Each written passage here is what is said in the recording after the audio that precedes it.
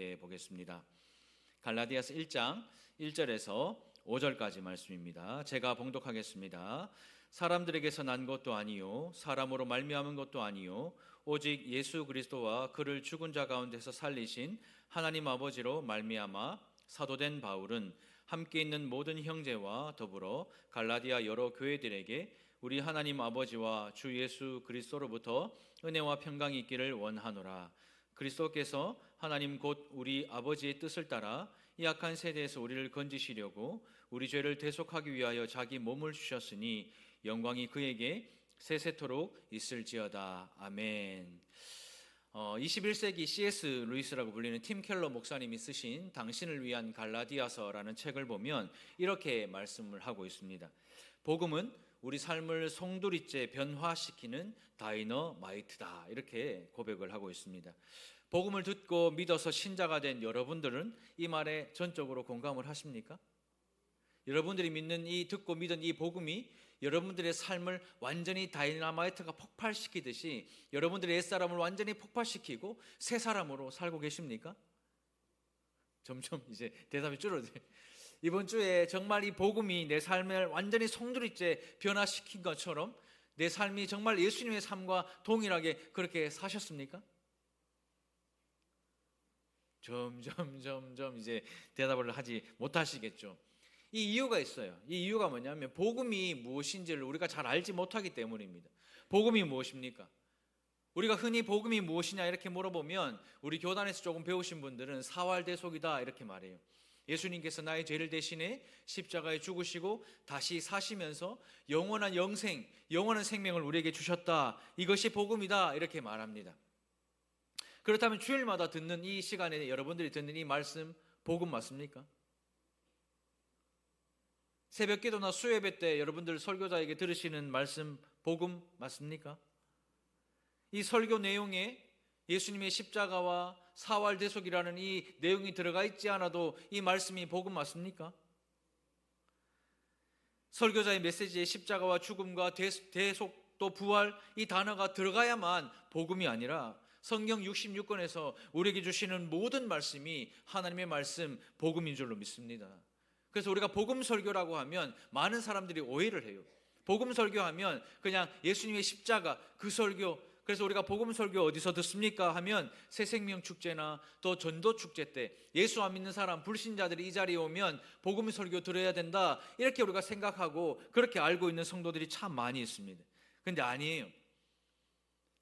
복음 설교라는 것은 바른 복음에서 나오는 설교가 바른 설교고 복음인 것입니다.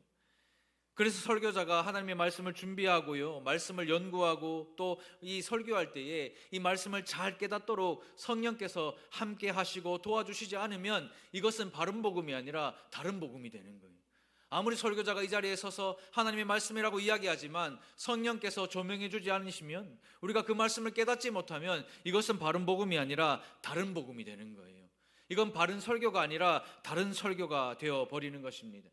그래서 여러분들은요, 성령께서 설교자에게 말씀을 잘 조명해 주셔서 우리 설교자들이 이 말씀을 잘 깨닫고 이 말씀을 잘 선포할 수 있도록 여러분들 삶의 자리에서 매일같이 우리 설교자들, 교육자들을 위해서 기도를 해 주셔야 되는 겁니다. 많은 사람들이, 예수를 믿는다고 하는 사람들이 지금도 그 이단 집단에서, 지금 이 시간에도 신천지나 그 이단 집단에서 복음이라고 설교라고 듣고 앉아있는 그것이 바른 설교가 아니라 다른 설교고, 바른 복음이 아니라 다른 복음이라는 것을 깨닫지 못하니까 그 이단 집단에 빠져서 그렇게 인생을 허비하고 살아가는 것입니다. 이처럼 복음이라는 것은요, 예수님을 믿는 사람뿐만이 아니라 우리 모든 성도에게 필요한 것이 바로 이 복음인 거예요.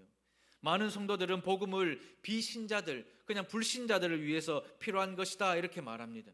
그래서 그런가 설교 시간에 주무시는 분들이 그렇게 많아요. 복음 설교, 처음 오시는 분들에게 말하는 그 복음 설교가 아니라, 그러니까 그게 아니니까 나는 들을 이유가 없고 필요가 없다 그렇게 생각하시는 분들이 많은 것 같아요. 제가 항상 자주 이야기하는 거지만 여러분들 집에서 주무시는 것보다 교회 와서 주무시면은 피로 회복이 훨씬 잘 돼요. 예수의 피라서 그런가 피로 회복이 참 잘 됩니다. 우리는 복음이 기초적인 교리고 또 하나님 나라에 들어가는 관문이라고 생각해요. 그래서 내가 예수를 믿고 복음을 들어서 그 하나님 나라에 들어갔다라고 생각하면 그 다음부터는 복음이 내게 필요한 것이 아니다.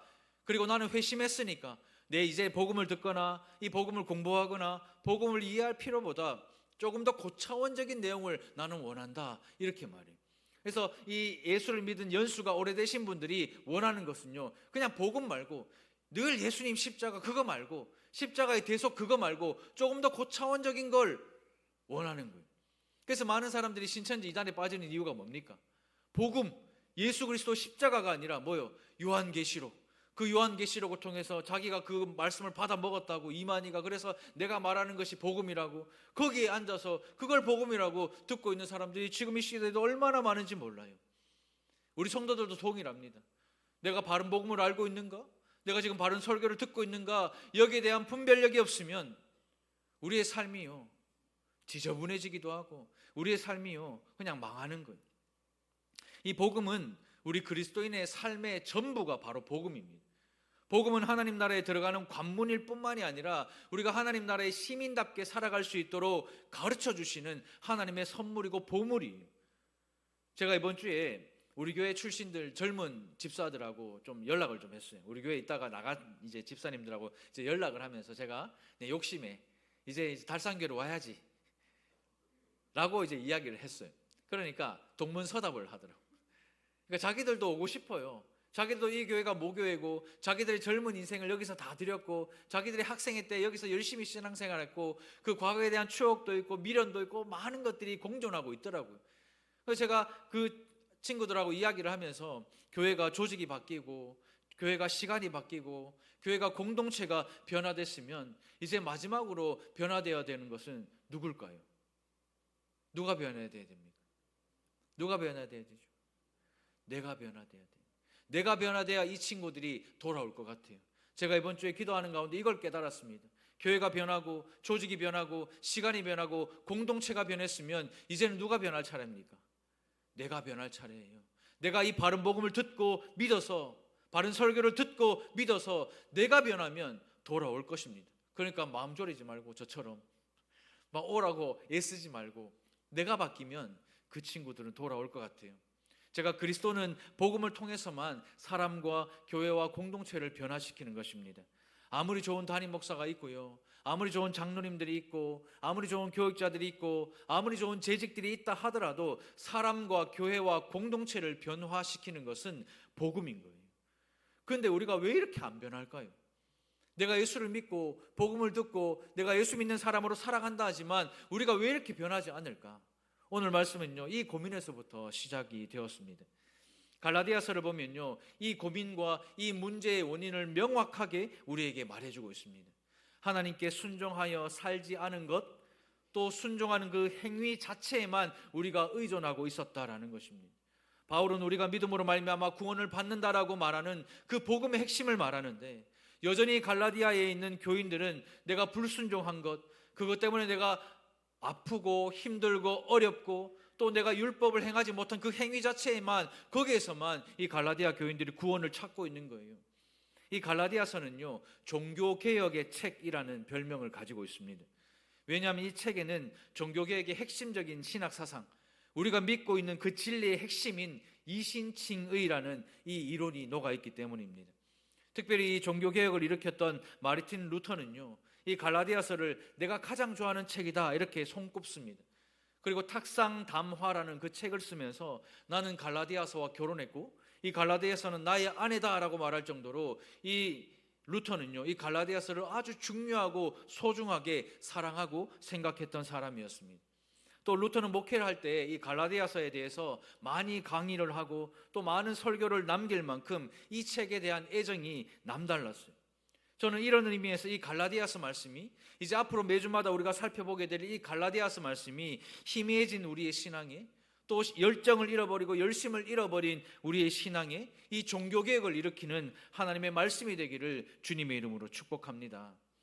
바른 복음은요, 더 나은 그리스도인이 되는 것이 아닙니다. 바른 복음은 내가 조금 더 나은 그리스도인이 되는 것이 아니라 믿음으로 말미암아 구원을 얻는 것, 그것이 바로 바른 복음입니다. 그 바른 복음이 무엇이라고 지난주에 우리가 함께 나눴습니까? 뭐였죠? 바른 복음은 은혜입니다. 은혜가 뭐라고 했습니까? 앞에 보고 다시 한번 읽어볼까요? 시작. 바른 복음은 하나님의 은혜입니다. 은혜가 뭡니까? 은혜는요, 내가 알지 못했던 신학적인 내용들을 알았고, 내가 알지 못했던 성경의 내용들을 알았고, 내 마음을 즐겁게 하고 내 마음을 행복하게 하는 그것이 은혜가 아니라, 은혜는 마음에 머물러 있지 않고 어떻게 해요? 마음을 거쳐서 삶으로 흘러나가는 신적 영향력이 은혜라고 했습니다. 여러분들 그러면 이번 한 주간 세상을 살아갈 때에 그 신적 영향력을 끼치며 사셨습니까? 저는 이번 주에 이 경험이 한 번 있었어요. 지난 금요 성령 기도를 마치고 집에서 이제 가족들끼리 모여서 한 주간의 삶을 나누는 가운데에 믿음이가 저한테 그러더라고요. 아빠, 내가 아빠처럼 이렇게 한 번에 이렇게 바뀌어가지고 목사가 되고 뭐 한 번에 바뀌어가지고 이렇게 뭐 교육자가 되고 이거는 지금은 내가 자신이 없는데 나는 아빠처럼 예수님을 인격적으로 만나고 싶고 예수님을 좀 더 알고 싶다. 이 말을 하는 거예요. 여기서 중요한 거는 아빠처럼. 이게 신적 영향력입니다. 내가 아빠처럼 돈 많이 벌고 싶다. 내가 아빠처럼 잘 나가고 싶고, 내가 아빠처럼 세상 사람들한테 인정받고 싶고, 내가 아빠처럼 돈 많고 싶고, 이게 아니라 나 아빠처럼 예수님 만나고 싶다. 나 아빠처럼 예수님을 인격적으로 만나고 싶다. 이것이 바로 신적 영향력입니다. 이 은혜가 어디에서부터 나온다고 지난주에 우리가 함께 말씀을 나눴습니까? 3절, 우리 하나님 아버지와 주 예수 그리스도로부터 오는 은혜와 평강이 있기를 원하노라. 이것이 왜 신적 영향력이라면 나에게서 나오는 것이 아니라 아빠인 박정길이라는 목사인 나에게서 나오는 것이 아니라 어디에서부터 나온다고요? 우리 하나님 아버지와 주 예수 그리스도로부터 나오기 때문에 이 은혜는 신적 영향력인 것입니다. 이것이 성경이 말하는 신적 영향력, 바른 복음이라는 겁니다. 기독교가 말하는 복된 소식이요, 온 땅이 듣도록 선포하고 드러내고 싶어하는 그 기쁜 소식은 하나님 아버지와 주 예수 그리스도로부터 오는 은혜입니다. 하나님의 이 은혜의 복음으로 우리가 살아가는 동안 은혜로만 살아가는 저와 여러분들 되시기를 주님의 이름으로 축원드립니다. 오늘 함께 살펴볼 바른 복음은요, 이 은혜와 함께 우리에게 주신 이것입니다. 우리 같이 한번 앞에 화면 보고 같이 한번 읽어보겠습니다. 시작. 바른 복음은 평강입니다. 바른 복음은 지난주에 은혜였고 오늘 우리에게 주시는 바른 복음은 평강입니다. 하나님의 은혜의 복음이 우리의 삶에 신적 영향력을 주면 우리의 삶에 어떤 일이 일어나는가, 그것을 함께 나누기를 원합니다. 우리가 은혜를 깨닫게 되면요, 우리 삶에 이 은혜의 열매인 평강이 임하게 되는 거예요. 평강이라는 것은 하나님과 또 나와 사람, 나와 이웃, 이것이 바른 관계로 맺어지고 그 관계를 누리는 것을 축복을 평강이라고 말하는 거예요. 하나님과 내가 원수 되었을 때 예수 그리스도로 말미암아 다시 화목하게 되고, 그 화목하게 됨으로 말미암아 내가 이웃과 같이 살아갈 수 있는 한 가족이 되는 그 은혜를 누리는 것을 평강이라고 말하는 것입니다. 평강이라는 것은요, 하나님과 사람 사이에 또 사람과 사람 사이에 생겨난 온전한 관계고 또 삶의 상태를 가리키는 말입니다. 즉 우리가 예수 안에 있는 그 은혜 때문에 하나님과 바른 관계를 맺음으로 사람들이 누리는 그 축복이 평강인 거예요. 하나님과 내가 평강하지 못하면 나는 사람과 평강할 수가 없어요. 내가 사람과 평강하지 못하면 나는 하나님과 평강할 수가 없는 것입니다. 우리 죄인들에게 베풀어 주신 은혜인 그 죄 용서와 영생을 얻음으로 그 평강이 우리의 삶에 임하는 것입니다. 이 바른 복음인 은혜가 있어야 바른 복음인 평강이 있는 것입니다. 그리고 평강은 언제나 그 은혜 뒤에 따라오는 거예요. 결국 이 은혜와 평강은 오직 하나님 아버지와 주 예수 그리스도로부터 우리에게 오는 것입니다. 세상이 그 어떤 것도 신자인 우리에게 은혜를 줄 수 없어요. 세상이 그 어떤 것도 신자인 우리에게 평강을 줄 수 없습니다. 하나님을 믿는 사람은 이 사실을 믿는 사람이고, 하나님을 믿는다고 믿는 사람은 이 사실을 믿지 않는 사람입니다. 그런 사람들은 세상 속에서 은혜를 찾고 세상 속에서 평강을 찾는 거예요. 여러분들은 정말 이 사실을 믿으십니까? 정말 이 은혜와 평강이 하나님 아버지와 주 예수 그리스도로부터 내게 온다는 그 사실을 믿으십니까? 그 사실을 믿는다면 지금 여러분들의 삶의 모든 그 삶을 뒤흔드는 문제와 고난과 고통과 어려움이 있다면, 우리가 이 사실을 믿는다면, 이 바른 복음을 믿는다면 그 문제 안에서 우리가 어떻게 해야 될까요? 신자라면 그 문제 가운데 은혜를 사모해야 됩니다. 우리가 믿는 사람이라면 그 고통 가운데 은혜를 사모해야 되는 거예요. 원망과 불평 말고 은혜를 사모하고 그 은혜를 흘려보낼 때에 주시는 평강으로 그 어려움을 이길 수 있는 거예요. 그 고통을 이겨낼 수 있는 겁니다. 그 문제를 해결할 수 있는 것입니다. 우리가 은혜를 사모할 때 주시는 그 평강으로 문제와 고난과 어려움을 이겨내는 것, 그것이 바로 신자인 것입니다. 그런데 솔직하게 현실에서 우리의 모습은 어떻습니까? 하나도 평강하지 않잖아요. 여러분들 자녀 보면 평강하세요? 남편 보면 평강하세요? 아내를 보면 평강하세요? 여러분 통장의 잔고 보면 평강하세요? 전혀 그렇지 않고 하나도 평강하지 않아요.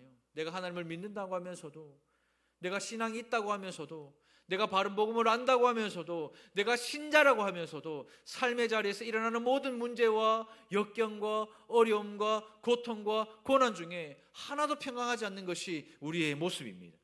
그런데 예수님이 이렇게 말씀하십니다. 요한복음 14장 27절입니다. 평안을 너희에게 끼치노니 곧 나의 평안을 너희에게 주노라. 내가 너희에게 주는 것은 세상이 주는 것과 같지 아니하니라. 너희는 마음에 뭐하지도 말라고요? 근심하지도 말고 뭐하지도 말라고요? 두려워하지도 말라. 세상이 줄 수 없는 예수님의 그 평안을 우리에게 주셔서 마음에 근심하지도 말고 두려워하지도 말라고 말씀하셨어요. 이것이 바로 바른 복음인 평강인 것입니다. 바른 복음을 듣고 믿었다면 우리 삶을 뒤흔드는 문제와 고난 중에서도 평안해야 되는 것입니다. 이것이 바로 복음의 능력이기 때문입니다. 비교와 경쟁 속에서 조건과 자격이 지배하는 이 땅에서 하나님으로부터 오는 무조건적인 은혜인 그 구원의 은혜를 받으면 비로소 우리는 평강이 무엇인지를 알게 되는 거예요. 세상에서 말하는 평강은 뭡니까? 돈 모으는 거예요. 세상에서 말하는 평강은 뭐예요? 엄청난 액수가 담긴 통장을 가지고 있는 거예요. 세상에서 말하는 평강 뭡니까? 노후보장 잘 되어서 노후적금이 우리를 평안하게 해준다, 그렇게 말합니다. 근데 아니죠. 돈을 모아 노후를 잘 준비한다는 것, 그건 그냥 부수적인 것입니다. 몸이 병들면 그 돈이 무슨 기쁨이 되겠습니까? 제가 많은 장례를 치러보지만 그 관짝에다가요, 돈 10,000원 넣는 거 제가 못 봤어요. 그 많은 돈을 가지고 있고 그 많은 돈을 쓰지도 못하고 그 무슨 돈이 기쁨이 되겠습니까? 잘 나가는 자식을 둔다 한들 그 자식이 내 노후 보장이나 되겠습니까? 우리의 평강은 돈이나 사람에게서 오는 것이 아닙니다. 참된 평강은요, 바른 복음에서 나오는데 그 바른 복음이 뭐냐? 주 예수 그리스도와 하나님으로부터 오는 거예요. 그 평강을 우리가 받아야 이 땅 가운데 하나도 평강할 수 없는 이 시간 가운데 우리의 삶 가운데 그 평강을 누릴 수가 있는 것입니다. 참 감사하죠. 하나님이 죄인인 우리의 자격이나 공로에 근거하지 않고 예수 때문에 가장 좋은 것을 주시는 분, 가장 완전한 길로 인도하시는 분이라는 사실을 우리가 알게 될 때에 우리는 참된 안식과 평강을 누리게 되는 것입니다. 사람들이 애타게 목말라 하는 평강은요, 바른 복음인 하나님의 은혜의 복음을 듣고 믿을 때 그 은혜의 결과로 우리에게 주시는 거예요. 그러니 은혜가 없으면 평강이 없는 것입니다. 은혜가 오면 반드시 평강은 같이 따라오는 거예요. 우리가 은혜를 받으면 우리 삶에 평강이 있고 그 평강이 우리의 삶에 쉼과 위로를 주는 것입니다. 평강이 무엇입니까? 모든 갈등과 분쟁이 없어져서 참된 안식과 평화를 누리는 것을 평강이라고 그럽니다. 이스라엘과 팔레스타인 지금 전쟁하고 있는데 우리가 그 땅을 보고 평강하다 말하지 않잖아요. 유대인들이 샬롬이라고 인사하는 것이 바로 이 의미입니다. 샬롬이라는 말이 뭘까요? 평강하십니까? 우리가 교회 와서 평안하시죠? 평강하십니까? 샬롬 이렇게 인사하는 의미가 뭔지 아십니까? 당신과 나 사이에는 아무런 분쟁이 없습니다 라는 뜻입니다. 하나님과 나 사이에는 아무런 분쟁이 없습니다. 당신과 나 사이에는 아무런 분쟁이 없습니다, 그런 뜻입니다. 정말 여러분들 신앙생활하는 이 달산교회에서 사람과 사람 사이에 분쟁이 없으십니까? 한 주간 살아왔던 여러분들의 삶에서 하나님과 여러분들 분쟁이 없으세요? 정말 여러분들 삶이 평안하십니까? 평강하십니까? 지금 갈라디아 교회는 어떤 상태입니까? 은혜가 없어요. 은혜가 없으니 평강이 없습니다. 갈라디아 교인들은 그리스도의 십자가를 버리고 그 자리에 인간의 공로를 대신 집어넣습니다. 그래서 하나님의 은혜 대신에 인간의 자랑과 자기만족이 가득 들어있는 것이 갈라디아 교회였습니다. 예전에 우리 달산교회가 문제가 있고 어려움이 있을 때 그때 이 갈라디아 교회의 모습이 고스란히 드러났지 않습니까? 돈 때문에 사람들이 싸우고 사람과 사람이 서로 미워하고 서로 분쟁을 하고 서로 다투며 그 많은 문제 속에 얼마나 우리가 평강 없이 살 얼음판 걷는 것처럼 신앙생활하며 이렇게 살아왔습니까? 갈라디아인 교인 이 갈라디아 교회가요, 이 하나님의 은혜를 회복하려면 그럼 어떻게 하면 될까요? 쉬워요. 하나님의 은혜를 가로막는 모든 것을 과감하게 치워버리면 되는 거예요. 그렇지 않으면 성령의 역사가 일어나지 않는 것입니다. 바른 복음은 우리에게 은혜를 주고 그 은혜는 우리에게 평강을 가져다 주는 겁니다. 그것을 우리는 부흥이라고 부르는 거예요. 우리가 아는 부흥은요, 숫자잖아요. 사람들이 많이 늘어나는 거예요. 여기 앉을 자리가 없고 사람들이 막 차고 넘치는 것을 우리는 부흥이라고 말하잖아요. 근데 성경에서 말하는 부흥은 그것이 아니에요. 성경에서 말하는 부흥은 숫자 노름이 아닙니다. 우리 교회에 예배드리는 사람의 숫자가 늘어나는 것 부흥이라고 말하지 않아요. 성경에서 말하는 부흥은 복음의 능력입니다. 그 능력은 은혜를 받으면 그 어떤 상황 속에서도 평강할 수 있는 그 능력이 바로 복음의 능력이고 부흥인 것입니다. 마틴 로이드 존스 목사님이 쓴 이 부흥이라는 책을 보면 6장에 죽은 정통이라는 이 책을 보면 이렇게 기록하고 있습니다. 이삭이 블레셋 사람들이 아버지 아브라함의 우물을 각종 쓰레기로 막은 것을 치운 것처럼 교회 안에서 참된 성령의 역사를 막는 모든 쓰레기를 치우는 것. 자막 있으면 띄워주세요. 다시 한번 읽어보겠습니다. 이삭이 블레셋 사람들이 아버지 아브라함의 우물을 각종 쓰레기로 막은 것을 치운 것처럼 교회 안에서 참된 성령의 역사를 막는 모든 쓰레기를 치우는 것. 이렇게 말씀하셨습니다. 교회는요, 그리스도가 머리이고 지체인 우리가 유기적으로 연결되어 있는 생명 공동체이기 때문에 이 교회 안에는요, 하나님의 성령의 역사가 늘 흘러 넘칩니다. 여러분들 매주일 이 교회에 나와서 이 예배 자리에 나와서 그 하나님의 흘러 넘치는 성령의 역사를 누리고 계십니까? 받고 계십니까? 그 은혜를 받고 계십니까? 만약 그 은혜를 받고 계시지 않으면 지금 여러분들은 모든 쓰레기로 막혀 있는 거예요. 하나님과 나 사이가 그 모든 죄악의 쓰레기로 분쟁하고 있는 것입니다. 내가 교회에 와서 저 사람을 보고 이 사람을 봐도 내 마음에 기쁨이 없고 평강이 없으면 그 사람과 나 사이에 그 쓰레기로 막혀져 있는 것입니다. 내 안에 있는 죄의 쓰레기를 치우는 것, 이것이 바로 부흥인 거예요. 성령의 역사가 넘칠 때 나타나는 현상이 뭔지 아십니까? 우리 교회의 성령의 역사가 날마다 차고 넘칠 때 나타나는 현상이 있어요. 그 현상이 뭐냐면 말씀을 들으면 자신의 죄를 깊이 깨닫는 거예요. 내가 하나님의 말씀을 이 시간 들으면 이 말씀이 내 안에 있는 죄를요 가만히 내버려 두지 않아요. 내가 죄인이라는 것을 깊이 깨닫게 되고 그리스도의 그 십자가 보혈이 나의 이 모든 죄를 다 씻어주셨다는 그 사실을 깨닫고 깊은 감사와 영광을 하나님께 돌려드리는 일이 일어나는데 그것이 바로 이 예배인 것입니다. 여러분들의 예배 태도를 한번 보십시오. 여러분들이 찬양하는 모습을 한번 보십시오. 여러분들이 기도하고 있는 여러분들의 자세를 한번 보십시오. 여러분들 정말 하나님과 분쟁이 없으십니까? 여러분들 정말 옆에 있는 사람과 내가 아는 이 함께 예배하는 이 사람들과 분쟁이 없으십니까? 그렇다면 여러분들에게 지금 이 시간에 성령의 역사가 나타나야 하는 거예요. 지금 나에게 이 성령의 역사가 나타나고 있지 않으면 어딘가에 그 쓰레기로 막혀져 있는 것입니다. 성령의 역사가 나타나면요 예배가 뜨거워져요. 성가대가 100명, 200명, 오케스트라가 30명, 40명 찬란하고 위대하게 광활하게 여기서 한다고 해서 은혜가 되는 것이 아닙니다. 음향이 좋고 조명이 좋고 밝고 아름다운 본당이라 그래서 은혜가 되는 것이 아닙니다. 성령의 역사가 일어나면 예배가 뜨거워집니다. 내가 뜨거워지니 내가 드리는 예배가 뜨거워지는 거예요. 그 감사와 감격을 주체하지 못하기 때문에 기도도 뜨겁고 찬양도 뜨겁게 할 수밖에 없는 것입니다. 그러나 이런 일이 일어나지 않을 때는 무엇인가? 다른 복음이 하나님의 은혜를 가로막고 있는 거예요. 그 중에 대표적인 것이 무엇입니까? 정통인 거예요. 정통. 의식적이고 습관적인 신앙생활. 내가 이 교회 달산교회 내 모교회니까, 내가 옛날부터 다녔으니까, 어디인지 뭐 딴 교회 가봐야 인정도 못 받고 가봐야 환영도 못 받는데 그냥 내가 이 교회 나오지 뭐. 내가 지금까지 교회 다녔으니까, 지금 예배 시간이니까 교회에 간다는 식으로 예배에 참여하는 것, 이런 습관적인 자세보다 더 하나님의 은혜를 막는 것은 없습니다. 이런 습관적인 자세가 다른 복음인 거예요. 우리는 교회에 올 때요, 은혜를 사모하는 마음으로 나와야 됩니다. 교회에 올 때요, 예수님이 이 자리에서 우리를 맞아주시는 그 은혜를 사모하는 마음으로 이 자리에 여러분들 오셔야 됩니다. 나의 모든 허물과 죄가 이 예배를 통해 받는 그 은혜로 다 해결되어야, 그 분쟁이 멈추어야 내 삶을 뒤흔드는 그 어떤 문제 앞에서도 평강할 수 있는 그 바른 복음을, 그 은혜를 누리고 경험할 수가 있는 것입니다. 오늘 여러분들 오늘 이 예배에 나오실 때 이 기대 가득 안고 오신 거 맞아요? 맞습니까? 그냥 주일이니까, 내가 교사니까, 봉사해야 하니까, 내 교회니까 나오셨습니까?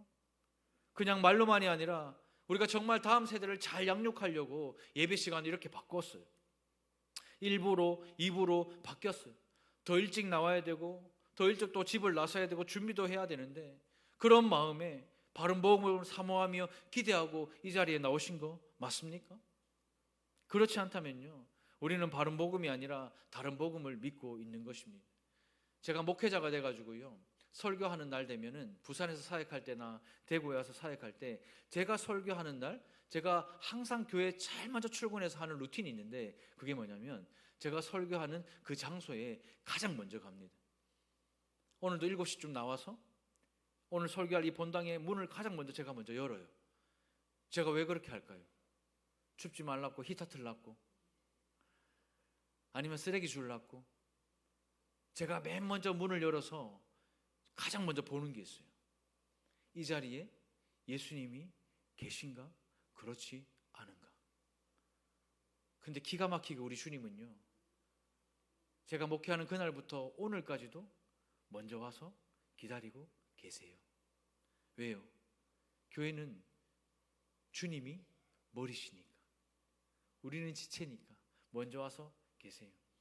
그래서요, 개척교회 목사님들이요, 아무런 성도 없고 내 자녀와 아내만 앉아있는 그 텅 빈 공간에서 하나님의 말씀을 가감없이 강하고 담대하게 선포할 수가 있는 것입니다. 누가 계시니까요? 예수님이 계시니까요. 여러분들 오늘 교회에 오셔서 이 본당에 들어오실 때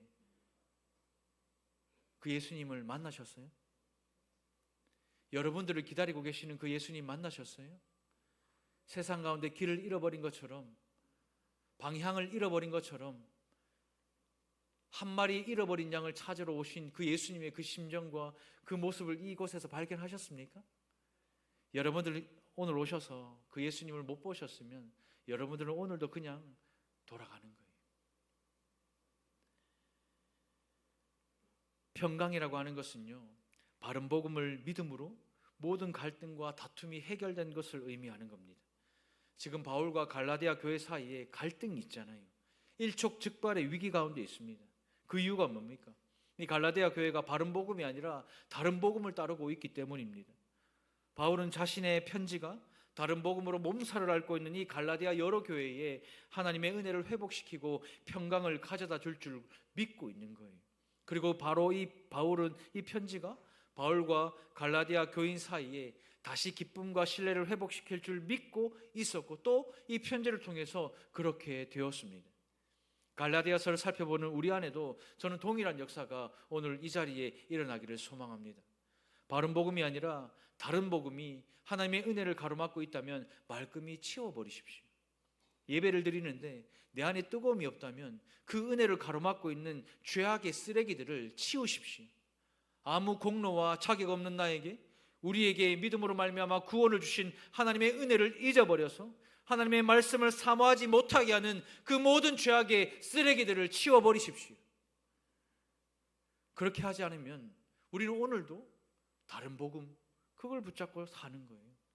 하나님의 말씀을 들어도 그 말씀이 우리의 삶에 마음을 거쳐 삶으로 나타나지 않는 것이 다른 복음인 것입니다. 예수님께서 주신 평안을 내가 받았음에도 불구하고 삶에서 일어나는 여러 가지 문제로 인해 안절부절하지 못하는 것이 다른 복음인 것입니다. 걱정과 근심과 고난과 고통이 은혜를 가로막고 있다면 그것이 다른 복음인 것입니다. 제가 부산에 사역할 때 신방 다니면서 어떤 성도가 이런 말을 하더라고요. 목사님, 은혜도 좋고 평강도 좋은데 내 자식 고3 돼 보니까 은혜도 없고 평강도 없더란 말이에요. 은혜도 좋고 평강도 좋은데 내 몸이 아프니까 은혜도 필요 없고 평강도 필요 없는 거예요. 은혜도 좋고 평강도 좋은데 남편 보니까, 이놈의 자식들 보니까 부하가 막 치밀어 올라가지고 평강은커녕 막 다 사라지고 분노만 남는 거예요. 여러분들 남편 보면 평강하십니까? 고개만 숙이시네요. 여러분들 아내를 보면 평강하세요? 자녀를 보면 평강하십니까? 여러분들 육체의 건강을 보면 평강하십니까? 좀 전에 제가 예배 전에 권사님하고 인사하는데 권사님 괜찮으세요? 하니까 네, 마 삭신이 다 쑤시고 이 나이 뭐 성한 데 하나도 없다 막. 그래도 평안하십니까? 여러분들 직장에 지금 경제적인 어려움이 있고 문제가 있는데도 여러분들 평안하십니까? 내가 해결할 수 없는 어떤 육체의 질병이나 내 삶에 문제가 있어도 여러분들 평안하십니까? 평안해야 바른 복음인 거예요. 이미 예수님께서 우리에게 그 은혜를 끼치신 거예요. 평강을 너에게 끼쳤다 말씀하신 거예요. 여러분들 어떻습니까? 우리 또한 동일한 고백 아닙니까? 예수를 믿는다고 하지만 삶에서 일어나는 수많은 문제를 마주하면서 평강은 온데간데 없고 안절부절 못하고 갈팡질팡하면 그렇게 인생을 살고 있잖아요. 하지만 평강은 우리의 삶의 문제를 뛰어넘는 하나님의 은혜인 줄로 믿습니다. 이 평강은 단순한 가르침이나 교훈이 아니에요. 예수님의 오심과 십자가의 죽으심과 그의 부활하심, 그 복음을 통해 우리에게 주시는 하나님의 선물인 줄로 믿습니다. 그 은혜를 받은 성도는요, 평강해야 합니다. 다른 복음은 복음이 아니에요. 바른 복음인 평강을 알면요, 우리의 신앙생활이 달라져요. 우리의 삶이 달라집니다. 내 삶에서 일어나는 문제를 마주하는 나의 태도가 달라지는 거예요. 문제 없는 가정이 있다 없다. 우리 가정은 문제 한 번도 없다. 한번 손 들어보세요. 저만 문제가. 문제 없는 사람이 있다 없다. 있을까요? 없을까요? 없어요. 문제 없는 교회에 있다 없다. 없습니다. 그런데 그 문제 앞에서 두려워 떨지 않고 평강할 수 있는 것, 샬롬할 수 있는 것이 바로 신적 평강, 바른 복음인 평강인 것입니다. 신자답게 평강의 삶을 살아가는 성도들 되시기를 주님의 이름으로 축복합니다. 말씀을 맺겠습니다. 바른 복음은요, 하나님이 주시는 평강이에요. 이 평강은 하나님 아버지와 예수 그리스도로부터 오는 신적 평강입니다. 이거는 세상이 줄 수 없어요. 이거는 세상이 알 수도 없습니다. 세상에 있는 권세나 권력이나 물질이 주는 평강하고는 차원이 다른 하나님과 아버지 예수 그리스도로부터 오는 그 평강인 거예요. 그래서 저는 이걸 신적 평강이라고 부르고 싶어요. 어떻게 보면요, 제일 평강할 것 같은데 평강하지 않은 사람이 누군지 아십니까? 누군지 아세요? 저예요. 목사가, 그것도 담임 목사가 평강해야지 설교단에서 가지고 오늘 평강을 설교하는데 이번 한 주간 하나도 평강하지 않았어요. 담임 목사가 돼가지고 여러분들의 희로애락을 내 마음에 담기 바쁘고 기도하기 바쁘고 또 살아내기 바쁜 가운데 매일마다 들려지는 여러분들의 고난과 아픔을 들을 때마다 하나도 평강하지 못한 거예요. 마치 내 때문인가? 그런 마음이 막 생기기 시작하는 거예요. 그럴 때마다 제가 스스로 외치는 말이 있는데요, 따라하겠습니다. 감사하자. 감사하자. 제가 앞에 뭘 말하면 여러분들은 감사하자 하면 돼요. 남편 봐도, 아내 봐도, 자녀 봐도, 나라 봐도, 교회 봐도, 목사 봐도, 너를 봐도, 우리를 봐도 감사하십시오. 아이들이 불평할 때도, 사역이 잘 안 될 때도, 원치 않은 일이 일어났을 때도 저는 정말 습관적으로 이 말을 합니다. 얼마 전에 우리 교회 어떤 꼬맹이 아이가 담임 목사님 따라 감사하자 해봤는데 나는 도저히 못하겠다. 그죠? 담임 목사 영성은 돼야 아마. 근데 아니에요. 예수님이 우리의 죄를 대신해 십자가에 죽으시며 죄 사함의 은혜를 주셨고 다시 부활하셔서 영원한 생명을 주신 이 복음을 믿는 우리 모두는 평강할 수 있습니다. 이것이 바른 복음이기 때문에 우리는 평강해야 합니다. 이번 주에 탁차자 권사님이 퇴원하셔서 제가 집에를 가봤는데요, 제가 생각하기에는 권사님이 누워가지고 일하지를 못할 거라 생각을 해요. 띵동 띵동 하는데 누가 문을 열어주는데 권사님이 구르마 끌고 이렇게 문을 열어주신 거예요. 얼굴이 너무 막 빛이 나고, 뭐 발랐어요. 그냥 안 발랐는데도 빛이 나고, 그 의자에 앉아가지고 예배를 드리고, 제가 권사님한테 물어봤어요. 권사님 평안하세요? 평강하죠. 수술 3번 막 그 살이 안 붙어가지고 막 찢어지는 그 안에는 막 뼈가 보이고 근육이 보이고 막 이래가지고 수술도 잘못되고 이래가지고 3번이나 전신 마취를, 그 나이 많으신 분이 전신 마취를 3번이나 수술하셨는데 그때도 평강하셨어요? 평강했지요. 그 수술대 위에 올라가셨을 때 어땠어요? 평강했지요. 찬양하니까 간호사가 할매 눈 뜨고 눈 감고 눈 뜨면 끝났어요 라고 했다고. 저는 그게 평강이라고 생각해요. 그게 예수 믿는 거죠. 요한복음 14장 27절 우리 다시 한번 선포하고 마치겠습니다. 우리 같이 한번 보고 선포하며 읽겠습니다. 시작. 평안을 너희에게 끼치노니 곧 나의 평안을 너희에게 주노라. 내가 너희에게 주는 것은 세상이 주는 것과 같지 아니하니라. 너희는 마음에 근심하지도 말고 두려워하지도 말라. 아멘이십니까? 근심하지도 말고 두려워하지도 마십시오. 잠시도 평강할 수 없는 세상에서 신적 평강을 누리는 저와 여러분들 되시기를 주님의 이름으로 축원합니다. 우리 시간 말씀을 생각하면서 함께 기도하겠습니다. 우리 한번 이렇게 기도할까요? 하나님 아버지와 주 예수 그리스도로부터 나오는 바른 복음인 이 평강을 내게 주셔서 그 어떤 삶의 문제 속에서도 근심하지 않고 두려워하지 않는 내가 되게 해주십시오. 세상이 줄 수 없고 세상이 알 수도 없는 이 신적 평강을 내 삶에, 우리 가정에, 우리의 자녀들에게 허락하여 주셔서, 우리 교회에 허락하여 주셔서 어떤 상황 속에서도 감사하는 모든 성도 되게 해달라고, 우리 가정 되게 해달라고, 우리 시간 주의 은혜를 주옵소서. 우리 함께 부르짖고 기도하겠습니다. 주여 은혜를 주시옵소서. 아버지 하나님, 우리가 하나님을 믿고 하나님 주 예수 그리스도로부터 오는 그 평강을 누린다 말하지만 세상 속에 내 삶을 뒤흔드는 그 문제 속에 날마다 갈팡질팡하고 안절부절하지 못했던 우리의 삶을 돌아봅니다. 하나님, 우리의 자녀를 볼 때마다, 남편과 아내를 볼 때마다 내 안에 부하가 치밀어 오르고, 하나님 내가 이 삶의 모든 현장을 볼 때마다 내 마음에 평강이 없었음을 회개합니다. 하나님, 근심하지도 말고 두려워하지도 말라라고 말씀하셨는데 돈이 없는 것이 근심이고 돈이 없는 것이 두려움이고 사람 때문에 근심하고 사람을 두려워했던 우리의 삶을 하나님 앞에 회개하며 나아갑니다. 내 인생의, 내 삶의 모든 문제 속에 내가 해결할 수 없는 그 문제를 마주하고 있었음에도 불구하고 내가 평강하지 못했음을 하나님 앞에 회개합니다. 잠시도 평강할 수 없는 이 세상에서 신적 평강을 누리는 우리 모든 성도들 되게 하여 주십시오.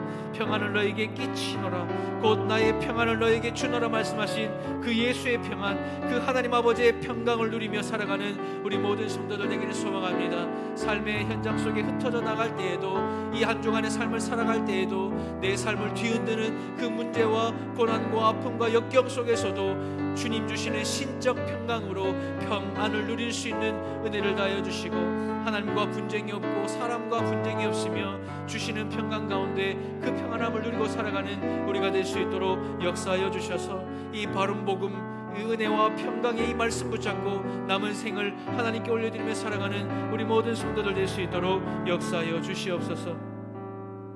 사랑하는 주님, 평안을 너에게 끼치노니 곧 나의 평안을 너에게 주노라 말씀하신 주님, 내가 너에게 주는 것은 세상이 주는 것과 다르다고 말씀하신 주님, 우리가 예수님의 그 십자가의 대속을 믿고 죄 사함 받아 구원 받았습니다. 그 바른 복음을 듣고 영생을 얻었습니다.